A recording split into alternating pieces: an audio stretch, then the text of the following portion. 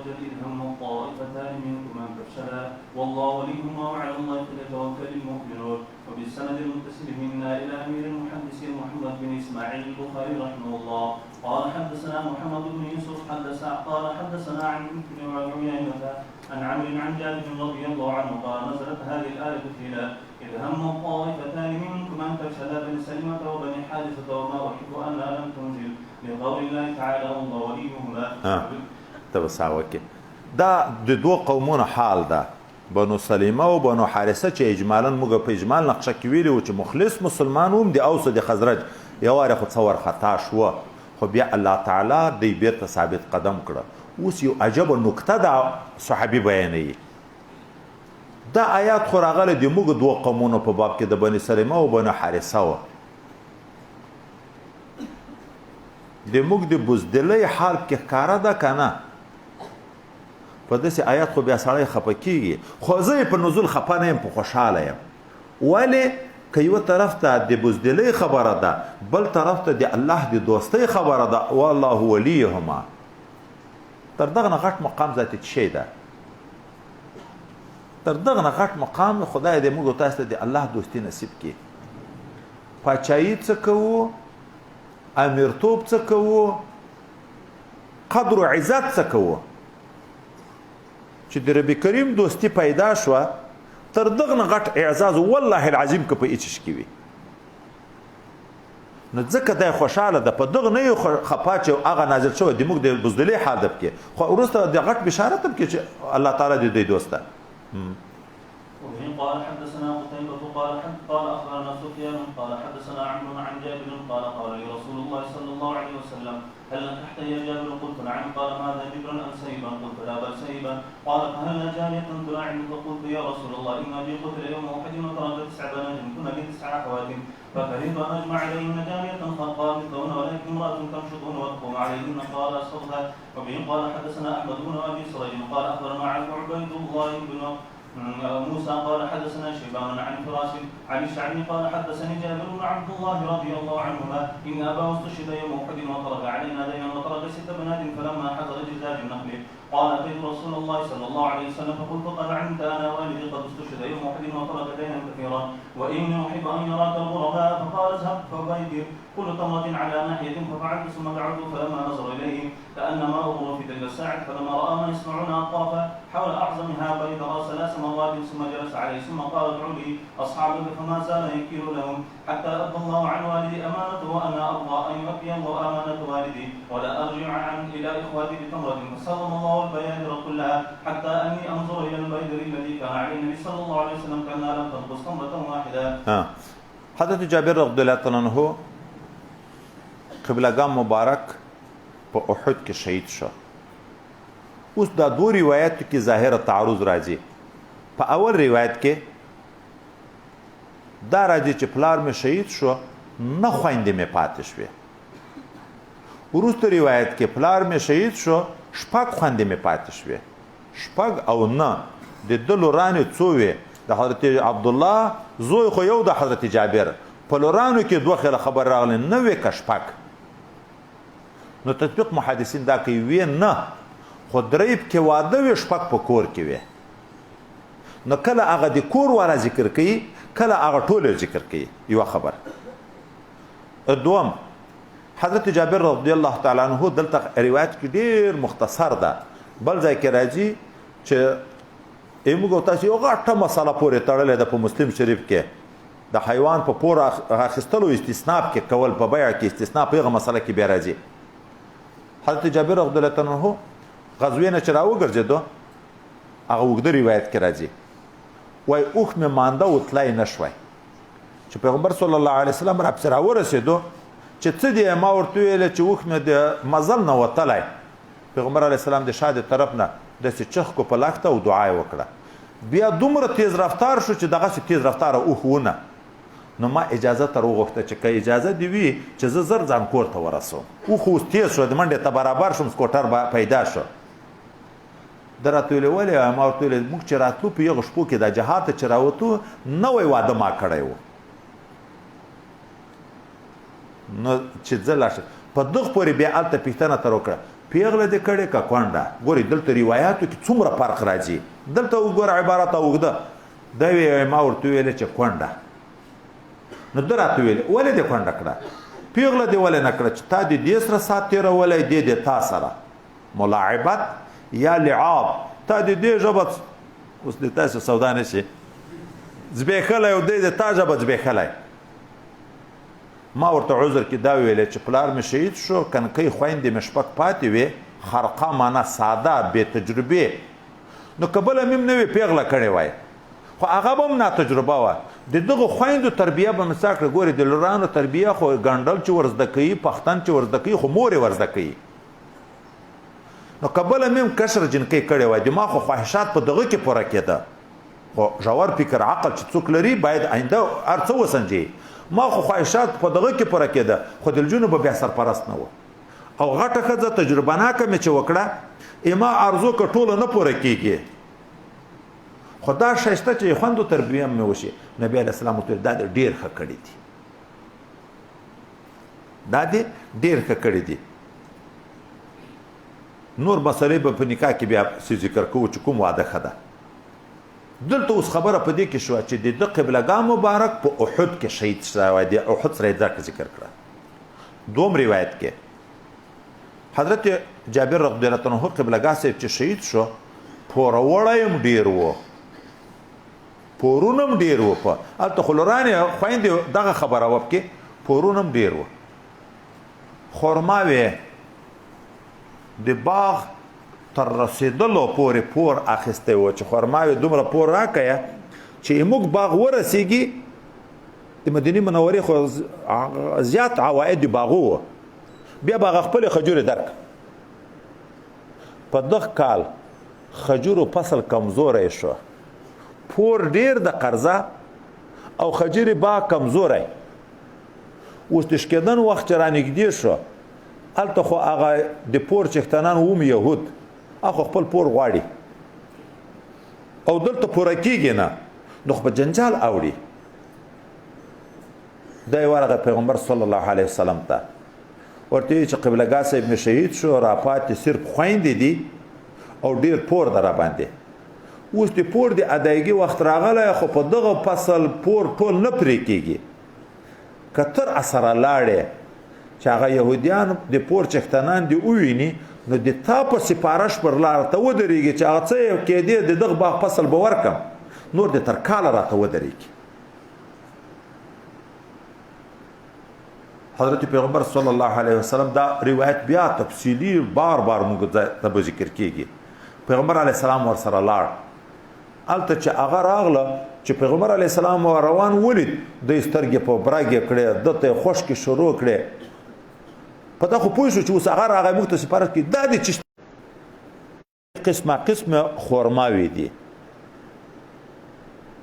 باغو کې یو شی وي خو مختلف اقسام لري. هر نوع خرما ځان ځان ته بیدر معنا درمن کا کوړه جوړه کا، برني ځان ته کا، عجوه ځان ته کا، هغه چې خپل خپل قسمونه دي. سبا ته چې پیغمبر علیه السلام راغی، هلته خو هغه خلک راغوښتي دي. په دغه کوړه کې چې کومه یوه لږ لویه کوړه وه، لوی دربند وه، پیغمبر صلی الله علیه وسلم 3 وارې ترتاو شو. بیا په کوړه ورته کېناست، ورته چې راوی غواړه راځئ. حضرت جابر رضی الله عنه وی د ما خدا تمنا و چې پور پریشي خویندو ته یو خرمام کوړته یې نسم، خو چې خدای مې غاړې د پلار خلاصې کی. دی چې څومره پور و قرضه وه، د دغه یوې کوړې نه ورکوم ټول پورونه پرې شوه، نورې کوړې خو څه کوي چې سالمې پاتې شوې. په یغه کوړه کې ما ته دا اشتباه وه چې یوه خرما ترکمه شوې که نه ده ترکمه شوې، معجزه وه. په بل ځای کې به راځي چې کور ته هم 15 وسقه، یو وسق 80 کاسې دومره خرماوې کور ته رازیاتې شوې. بیا د احد شهید پوروړی د یخ په باب کې د نبی کریم صلی الله علیه وسلم معجزه ښکاره شوې. قال حدثنا عبد العزيز بن عبد الله قال حدثنا ابراهيم بن سعد عن أبي عن جدي عن سعد بن أبي وقاص قال رأيت رسول الله صلى الله عليه وسلم يوم أحد ومعه رجلان يقاتلان عنه عليهما سيف بيد كأشد القتال ما رأيتما قبل ولا بعد. وبه قال حدثنا عبد الله بن محمد قال حدثنا مروان بن معاوية قال حدثنا هاشم بن هاشم السعدي قال سمعت سعد بن المسيب يقول سمعت سعد بن أبي وقاص يقول نزل إلى النبي صلى الله عليه وسلم كنانة يوم أحد فقال ابني فداك أبي وأمي. وبه قال حدثنا مسدد قال حدثنا يحيى عن يحيى بن سعيد قال سمعت سعد بن المسيب يقول سمعت سعد يقول جمع النبي صلى الله عليه وسلم أبوي يوم أحد. وبه قال حدثنا قتيبة قال حدثنا ليس عن يحيى عن ابن المسيب أنه قال سعد بن أبي وقاص لقد جمع رسول الله صلى الله عليه وسلم يوم أحد أبوي كلاهما يريد حين قال فداك أبي وأمي ويقاتل. وبه قال حدثنا ابن نعيم قال حدثنا مسعر عن سعد عن أبي الشداد قال سمعت عليا يقول ما سمعت النبي صلى الله عليه وسلم يجمع أبوي لأحد إلا لسعد. وبه قال حدثنا يسرى بن صفوان قال حدثنا إبراهيم عن أبي عن عبد الله بن شداد عن علي قال ما سمعت النبي صلى الله عليه وسلم جمع أبوي لأحد من غير سعد بمالك فإنه سمعته يقول يوم أحد يا سعد فداك أبي وأمي. وبه قال حدثنا موسى بن إسماعيل عن معتمد عن أبي قال زعم أبو عثمان أنه لم يقم مع النبي صلى الله عليه وسلم في تلك الأيام التي يقاتل فيهن غير طلحة وسعد عن حديث ما. وبه قال حدثنا عبد الله بن الأسود قال حدثنا حاتم بن إسماعيل عن محمد بن يوسف قال سمعت سائر بن الناس يزيدا قال صحبت عبد الرحمن بن عوف وطلحة بن عبيد الله والمقداد وسعد فما سمعت أحدا منهم يحدثه عن رسول الله صلى الله عليه وسلم إلا أني سمعت طلحة يحدث عن يوم أحد. وبه قال حدثنا عبد الله بن أبي شيبة قال حدثنا وقيع عن إسماعيل عن قيس عن قال رأيت يد طلحة الشلاء وقال بها النبي صلى الله عليه وسلم يوم أحد. وبه قال حدثنا أبو معمر قال حدثنا عبد الوارث قال حدثنا عبد العزيز عن أنس قال لما كان يوم أحد انهزم الناس عن النبي صلى الله عليه وسلم وأبو طلحة بين يدي النبي صلى الله عليه وسلم مجيب عليه بحجبة له وكان أبو طلحة رجلا راميا شديد النزع كسر يومئذ قوسين أو ثلاثة وكان الرجل يمر معه بجعبة من النبل فيقول انصر لأبي طلحة قال يشرف النبي صلى الله عليه وسلم ينظر إلى القوم فيقول أبو طلحة بأبي أنت وأمي ولا تشرف يصب سهم من سهام القوم نحن دون نحنك ولقد رأيت عائشة بنت أبي بكر وأم سليم وإنهما لمشمرتان أرى أخذ مسلوقهما تنقلان القرب على متونهما تفرغان في أفواه القوم ثم ترجعان فتملأانهما ثم تجيئان فتفرغانه في أفواه القوم ولقد وقع السيف من يد أبي طلحة إما مرتين وإما ثلاثا. وبه قال حدثنا عبيد الله بن سعد وبه قال حدثنا عبيد الله بن سعد قال حدثنا أبو سلمة عن شامة بن عدوى عن أبي عن عائشة قالت لما كان يوم أحد هزم المشركون والصرخ إبليس لعنة الله عليه أي عباد الله إخراكم فرجعت وأولاهم فاجتلدت هي وأخراهم فبصر حذيفة فإذا بأبي اليمن فقال أي عباد الله أبي قال فوالله ما احتجزوا حتى قتلوا فقال حذيفة يغفر الله لكم قال عروة فوالله ما زالت في حذيفة بقية خير حتى لحق بالله عز وجل بصرت علمت من البصيرة في الأمر وأبصرت من بصر العين ويقال بصرت وأبصرت واحد. اول روایت کې حضرت سعد بن ابي وقاص رضی الله تعالی عنہ فرمایي د احد په ورځ د حضرت پیغمبر صلی الله علیه وسلم په څنګ کې دوه نفر ما ولید چې سپینې جامې وي خو په سخت جنگېده دا مې نه مخکې لیدلي و نه مې بیا شاته لیدلي وایي دا حضرت جبرائیل علیه السلام حضرت میکائیل علیه السلام په بدر کې خو عام مالای کې جنگېدلي دي خو په احد کې دغه دوه. دا نور څو روایتو کې د سعد ابن ابي وقاص رضی الله عنه عظمت ذکر کیږي. حضرت سعد ابن ابي وقاص ښه تکړه ځوان ده نه وای او ښه غیشي ولی حتی خپل حضرت پیغمبر علیه السلام خپل کمربند کنانا چې دغه غیشي پکې دي دغه چانټه چې موږ تاسو ورته وي دغه ورته خالی کړه او ورته وی ولا امام مور او پلار دې پتا قربان وي. دوم روایت کې دا وی چې ماته نبی علیه السلام خپل مور او پلار جمع کړي دي چې در باندې قربان دي وي. دریم روایت کې دغه ذکر کیږي. څلورم روایت کې حضرت علی سبی دی بل هیڅ په باب کې معنی دی اوریدل چې نبی علیه السلام دی ورته ویل چې د مور او پلار دی پتا قرباني خو حضرت سعد دی ویل دي. دلته اوس دوه خبرې وکړو. یو خبره دا ده چې دا ما مور او پلار دی پتا قربان وي د دغه مطلب څه وي؟ آیا دیو انسان دی بچاو دی پارا دی نور انسانانو قتل روا ده چې خپل پلار قربان خدا مانه چې ته بچ دی ما پلار دی مړ شي ته بچ دی ما مور دی مړ شي دا روا ده؟ یو ځای کې به داسې خبره دی الله تعالی په باب کې یو شعر کې راځي هلته به هم دغه خبره چې رب کریم څوک تکلیف ورکوی شي څنګه وی چې ما مور پلار دې په تا قرباني نو هلته هم دغه جواب ده دلته هم لاندې په دغه خبره کې مقصود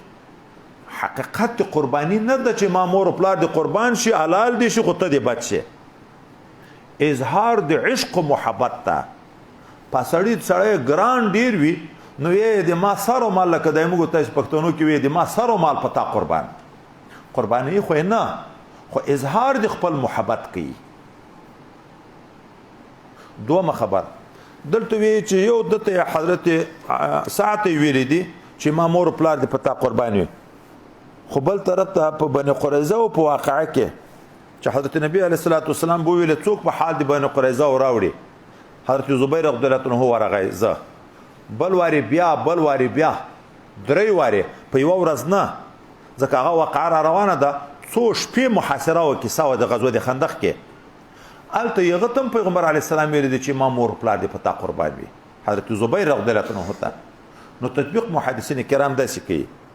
چې حضرت علی صاحب چې دا خبره کړي چې بل چاته نه دی ویل حضرت سعد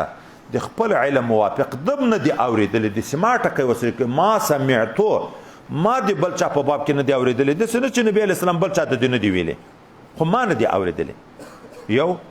دوم تطبیق دا ده چې قصه خو د احد ده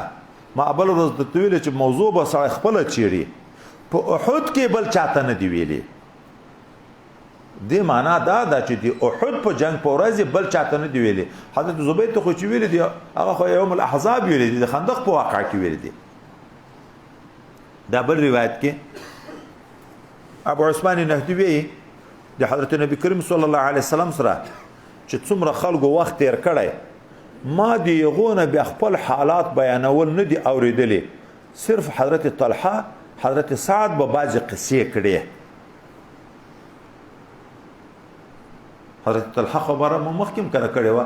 چې حضرت صدیق اکبر به دی احد نو غرض واورید خبره د بوله د حضرت طلحه ورځ و دوسه قرباني ورکړه چې ورسته روایت کوي چې ما حضرت طلحه ولید لاس مبارک شل و د نبی علی السلام حفاظت پکړو دغه څه قصې کړي دا به بیا ورسته موږ تاسو ته بل ځای کې راځي یو صحابي د غزوه د مرایقه په واقعه کې خپل حال چې د غزوه ته غزوه د مرایقه ویل کېږي دا ځکه چې موږ تلو مظلم کړي چپله کې وي په خوا وش کې دی په لوڅو پکو مزلې وي پښه تاڼه کې شاوه چاوانو یو تیره بم پیدا کړه سره تیره و مثلا ترتاو کا بیا ځا بل پښه تاڼه که شبل ځای هغه د پاره بم تیره پیدا کړه هغه بس سپینه و هغه بم ترتاو کړه خو چې څخه تیرم پیدا کولې دا غزوه د مرقع ذاتی ویل کېږي نور توجیهات به بیا الته کې کوو دا قصه چې ذکر کړه خپل تکلیف ذکر کو ورسته ورپام شو چې دا خو خپل حال ذکر کو ما خو وای دا اراده نه و چې زه به دا بیانوم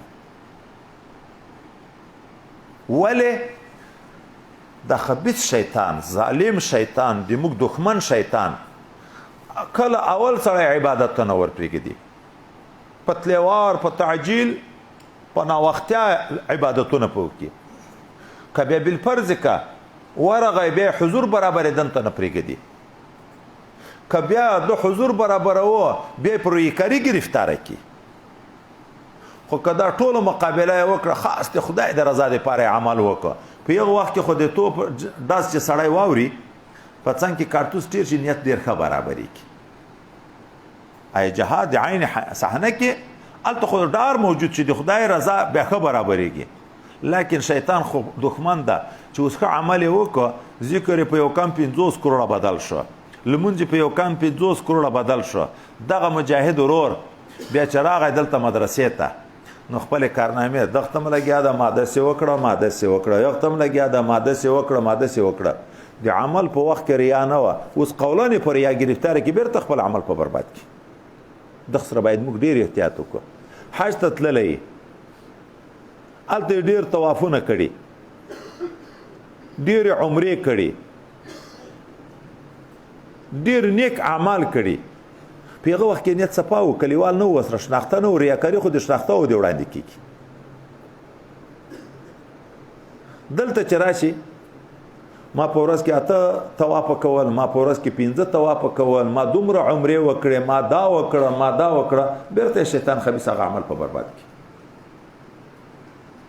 موږ استاد به کله ویلی د شپې کله تهجد ته جګ شوی نو سپټو عمل و څوک نه و په خبر اوس دا عمل خلکو ته څنګه ښکاره کوي یو ورځ په مجلس کې ناست دي پلانکه نن د شپې تاسې کره کنکي ډېر ژړل زه په اوداسه لګیا وم چې ولې تاسې سپی ډېر غپېدو یعنې شیطان دښمن دی زموږ دښمن او همیش په کمین کې د قسم یې کړی د الله ته چې زه تا بندګان په سمه لار پرې نږدم نو ځکه دلته مې نورو صحابهو نه ما نه دي اورېدلی دي دغو نه مې لږ لږ قصې د احد اورېدلی دي خو په هغو بدګمانه موږ نه یو چې هغو د ریا دپاره کړي دلته به بیا یو بله قاعده هم ذکر کو خپل حال ذکر کول خپل تکلیفونه د طالبي ذکر کول د مدرسي ذکر کول د جهادو ذکر کول که په نیت اقتدا وي چې طالبان په ما پسې اقتدا وکړي بیا روا ده دا مخکې موږ د مصنفینو احوالو کې دغه خبر ونه کړه ولې دا مصنفینو هغه مصنفینو خپله نه دي ویلي چې ما څلوېښت کاله بخاري وی چې ما ترکاري نه وه خوړلې خو موږ تاسو ته دغه درس راکوي ولې په هغو بدګمانه یو چې هغو به ریاکاري کړه ولې به په هغو بدګمانه یو چې هغو ریاکاري کړه خو موږ ته درس راکوي نو وای عمل خپل ښکاره کول د ده غرض دپاره چې ملګري اقتدا وکړي موږ استادانو ما ته غږېدلي 12 نفره وو 4 وظیفې وې مړۍ 4 وې موږ 12 نفره وو چې په سرلای شو شوتلې شنې شوې وایي د خلکو شوتلو ته به ورتلو بیا لکه حیوانات داسې به یې ترمنې کولو چا به نه ور پرېښو چې موږ شوتله یې ټولو وخوړه کوم پټي ته به لګیا شوي وو شوتله رشکه به هم ډېره خوړلې وه بېګا ته به شکایت ته استاز ته راغی چې طالبانو دې ټوله شوتله وخوړه داسې لوږې یې تېرې کړي داسې سپین ږیری عالم راته غږېدلی وایي موږ مړۍ وچې نه دي خرڅې کړي د افغانستان مخکیني حالات یې راته ویلې د پسرلي په موسم کې به د توتان چې پاخه شوه میوې په دغو به لږ مړېدو نو وچه مړۍ به لږ لږ رانه زیاتېده دا مړۍ به م ساتله وچه به م کړه ښه لمر ته بیا به م په تیږه میده کړه ګونۍ به م تر ډکه کړه چې ژمي موسم به شو مړۍ به نه پیدا کېده مړۍ به کمه وه بیا به م دغه مړۍ راواخیسته بېګا به م په شلومبي تروې په دغو کې بېګا واچوله د سبا غرمې ته ایله به خوشته شوې وه چې سبا غرمه به م خوړه د بېګا دپاره به م سهار خوشته کړه بیا به م بېګا خوړه زموږ د حضرت صاحب مبارک د مدرسې یو استاز دیوبند کې فارغ شوی هغه ویایي دوره مې کړه وظیفې مې راټولولې په یو ځای نه راتلم د بیزوګیان دا اوس هم چې موږ چې لیدلي دي د مرې طرف باندې اټاباد په طرف سختې ډلې د سرکو په غاړې داسې ویښیار چې سړی د ممپلی ور واچوه لکه انسان دغسې ماتوي بیا یې مابین خوري چاکلیټ سپینوي بیا یې خوري دغه بیزوګیان را باندې راغله وایي دا مړی یې رانه وړه د کالي یې ټول راکې چیرې کړه دغه یو جوړ کالي مې و مدرسې ته راغلم د باندې مې غږ وکړو ماښام ټیم ده طالب راووت ورته ومې ویلې چې لوڅ له غاړې څادر یې راواچو څادر نه مې لنګ جوړ کړه بیا وایي طالبانو چنده راته وکړه دا رختونه خو نن سبا میلونه شوه 1 ګز سور 2 ګزه سور دا غټ غټ چې جوړېږي هلته د لاس جوړېدن وه دا یې لاس جوړېدن که په وطن کې مې لیدلي دا د خره تان نه ده چې جوړوي دا خره 4 ګوتې وي وایي دا تان داسې کمزوری تان وه د دغه نه یې رخت راته واخیست چې ټوټې ټوټې وګنډه داسې کمیس و تنګ راپکې نښتې و چې کېنستی به نه شوی پکې چې کېنستم به یوارې به مې راکش کوه وایي دومره سپږې مې وې راپکې چې یوه ورځ مې د سپږو په نیت هم نه دغسې مې لاس داسې ننه ایست دا ډډه ته لاس مې داسې راکش کړو لکه هغه خیره چې سړی کوي 21 که څو سپږې مې په لاس پورې راپورته شوې خو داسې علمیت ربي کریم ورکړی و چې په بیضاوي باندې شرح لیکلې د مصر علما راغلي وو بیا یې هغو ته د ظاهرشاه په دور کې چې وروښوه وایي ویلې یې چې که امام قاضي بیضاوي موجود وای خپله یغه به د د شرح نه پیدا اخیستې وه د خپل کتاب د حل دپاره به د دغه شرح نه یغه پیدا اخیستې وه دا خواري ذکر کولې خو طالبانو ته ذکر کولې علم موږ داسې په خوارۍ حاصل کړی صبر کوي قناعت کوي تکلیف تېروئ نه پکی و نه عیسی و نه برق و نه یو شی و دورې به کړې وظیفې به ټولولې مشران طالبان به موږ خپل دور کې چې طالبي کړې طالبي په دور کې موږ کالی په بل چانه دی منځلي چړیان به را سره و خپل کالی به په خپل منځل دا بلوچستان کې به د طالبانو وسم هغه د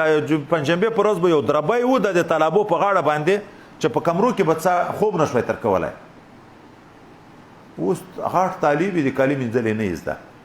راحتونه شو کور ته ولېګا خپلوانو ته ولېګا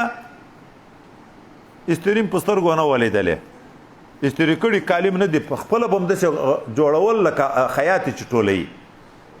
دای موږ په داور کې د شکریز کې اوسېدو مړې به کم وه د چړیان بلاړه خاله سړی پیاز و د یو کال کرلی و د دوم کال بیا په پټی کې څه راشنه شوی و دا پیاز به راکول خوړه به چې کوټې ته به ورننوتې د پیازو د بوی نه به ګزاره نه کېده دا مخکینی اعمال خلکو نه ذکر کول د دې لپاره چې ریا نشي چا چې ذکر کړي هغه بیا دغه نیت په خپل اسلاف په نیت ګمان کو چې خلک اقتدا وکړي د حضرت طلحه لاس شال هغه قصه مخکې ذکر شوی ده حضرت ابو طلحه هغه طلحه حضرت ابو طلحه چې په احد کې مسلمانانو د نبی علی السلام نه شکست خو لاړه حضرت ابو طلحه د نبی علی السلام مخ ته ولاړ ده ډال ور سره د سپر خود ډیر خو وشتل کړه په دغه ورځ دوه یا درې لیندې ماته کړې چې څوک په تیرېده چانټه به ور سره و غیشي به وب کې نبی علی السلام به ورته ویلې دته توي کا او د بچوار وکړه د غیشي په لوري حضرت پیغمبر علیه الصلاۃ والسلام به سر په ورپورته کو چې څوک لګيږي په ځای لګيږي که به ځای لګيږي دو ورته ویلې د مور پلار دی په تا قرباني رسول الله صلی الله علیه وسلم سر ما ورپورته کوه خو هغه هم دښمن ده د یو طرف نه ور د سینه چې کوم غیشه در باندې ولګيږي اما سینه د تانه مخ کې وي الته مور پلار قربان دلته ځان قرباني زه د مرشم خو چې ته بچې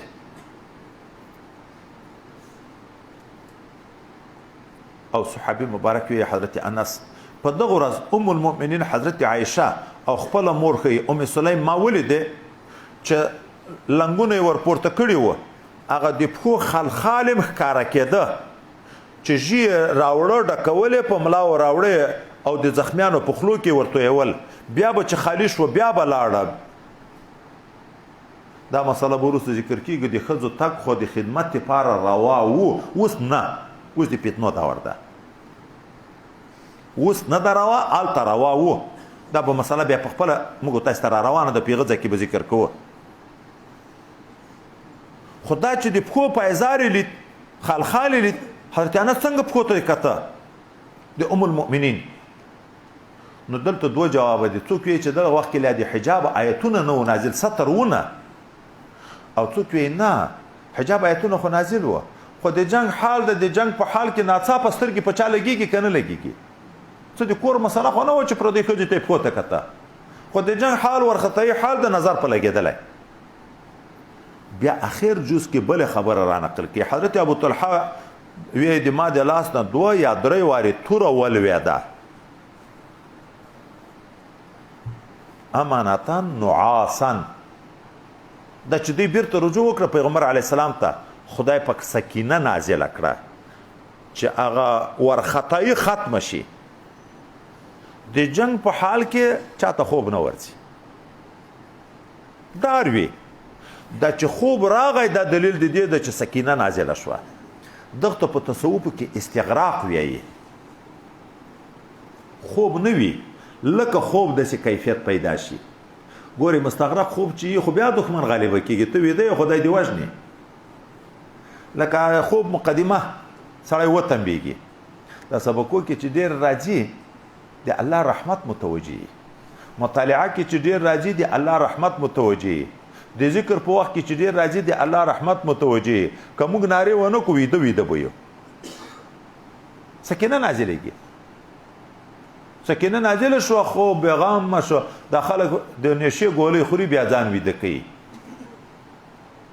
خو یو طالب تاثیر لیدل د چې نشي ګولې خوري ناظم ورته کې مطالعه وکړه تر دومره د نشي کړی د مخته ویده کیږي څنګه دی چې کتاب راواخیست 5 منټه چې ګوري بیا خوب تیار درته ولاړ ده خو د جمعې په شپه دغه طالب د چې لټپیر شروع کړي تر 2 بجو پورې بیا خوب نه ورځي هلته په 11 بجو ویده یي هلته بیا تر 2 بجو پورې نه یې ویده چې شیطان خوشحاله کوي سکینه نشته چې شیطان خوشحاله کوي سکینه نشته خوب نشته چې تر سهاره کینیم کینستی شي خو چې الله راضي کوي د الله د طرف نه سکینه شروع شي بېغمي سکون اطمینان د دې کلیوال دی خو په هغه وخت کې ډېر کشر و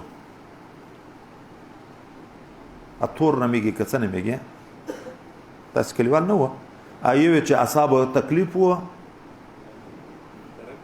ترکی دغه ویل چې یو ګولۍ په 90 روپۍ زه خورم دغسې خوب نه راځي د سعودي نه ورېرونه که زمنې راته رالیږي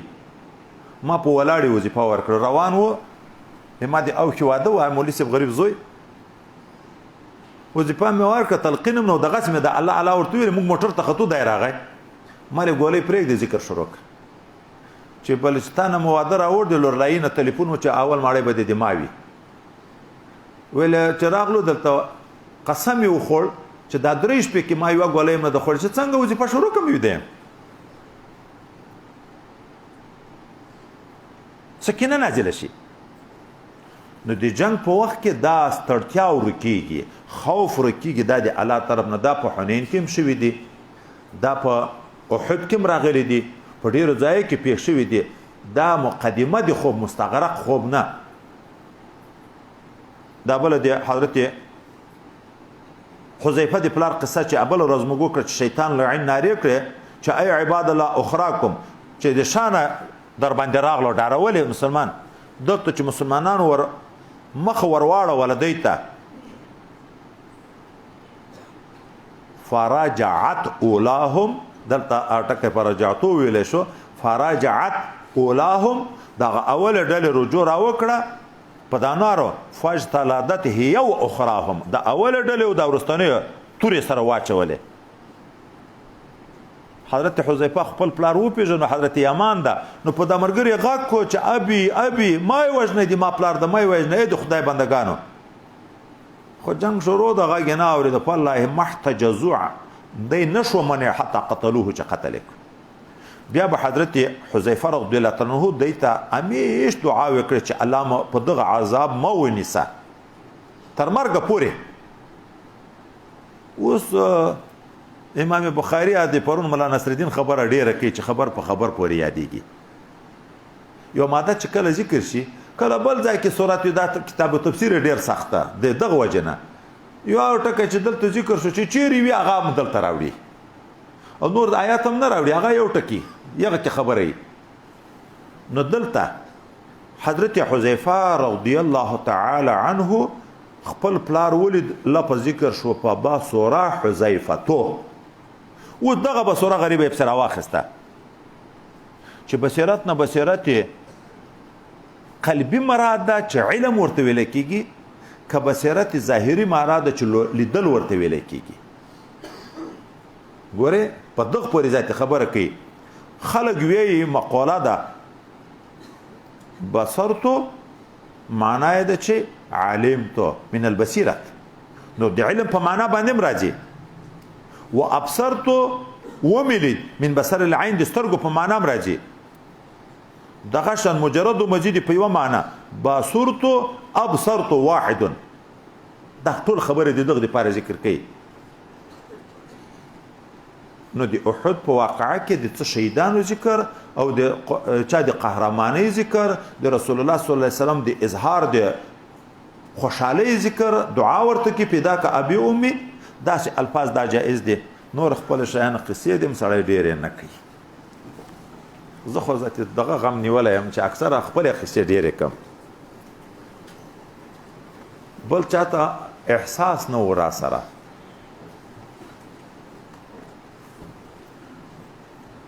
چې پوه شو اوس مو دغه شیانو ته ذاتي هغې ذاتي خلکو ته مثال په خپل ځان ورکوو ډېر خو موږ الحمدلله د استادانو د مشایخ قصې نه دي هېرې کړي حتی ټوکې مولیانه یې راولې خو اوس ټوکو نه وډار شو ټوکې نه کو کنې روزانه به مو ټوکې درته کړې دومره نږدې دي هلته موعد ولید کنه په حدیثو کې چې ډېرې ټوکې ناروا دي تاسې ما ویروئ دا قصې الحمد لله رب العالمين والعاقبة للمتقين والصلاة والسلام على حضرة رسوله محمد وعلى آله وأصحابه أجمعين اللهم اهدنا الصراط المستقيم صراط الذين أنعمت عليهم غير المغضوب عليهم ولا الضالين آمين ربنا لا تؤاخذنا إن نسينا وأخطأنا ربنا ولا تحمل علينا إسرا كما حملته على الذين من قبلنا ربنا ولا تحملنا ما لا طاقة لنا به واعف عنا واغفر لنا وارحمنا أنت مولانا فانصرنا على القوم الكافرين ربنا آتنا في الدنيا حسنة وفي الآخرة حسنة وقنا عذاب النار وأدخلنا الجنة مع الأبرار يا عزيز يا غفار يا رب العالمين اللهم ارزقنا لقاءك ورزاءك ولواء حبيبك مصطفى وزيارته في الدنيا والشفاعة في الآخرة سبحان ربك رب العزة عما يصفون وسلام على المرسلين والحمد لله رب العالمين.